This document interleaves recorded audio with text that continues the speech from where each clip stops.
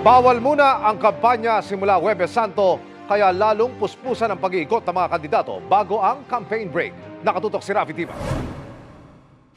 Karapatan ng mga PWD ang isang isinulong sa Pasig ni David De Angelo.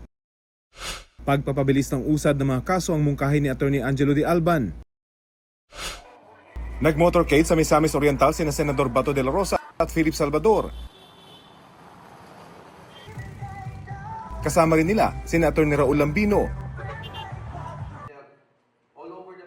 Dr. Richard Mata, Atty. Vic Rodriguez, Atty. Jimmy Bondoc, at Atty. JV Hinlo. Magkasamang naglatag ng plataporma sa Tacloban sina Mimi Doringo, Modi Floranda, Amira Lidasan, Liza Masa, Jerome Adonis, Nars Alin Andamo, Ronel Arambulo, Representative Arlene Rosas, Teddy Casino at Representative Franz Castro.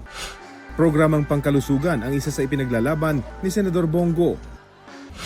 Sa Olongapo City nagpunta kahapon si Congressman Rodante Marcoleta. Libreng almusal mula kinder hanggang senior high ang nais ni Kiko Pangilinan. Problema sa trapiko ang naisolusyonan ni Senator Francis Tolentino. Ipinunto ni Representative Camille Villar ang halaga ng edukasyon. Fuel subsidy para sa mangingisda ang suhestyon ni Bam Aquino. Nag-ikot naman sa Misamis Oriental at Cagayan de Oro si Senator Bong Revilla. Batas para palakasin ang mga LGU ang ipinangako ni Representative Bonifacio Busita.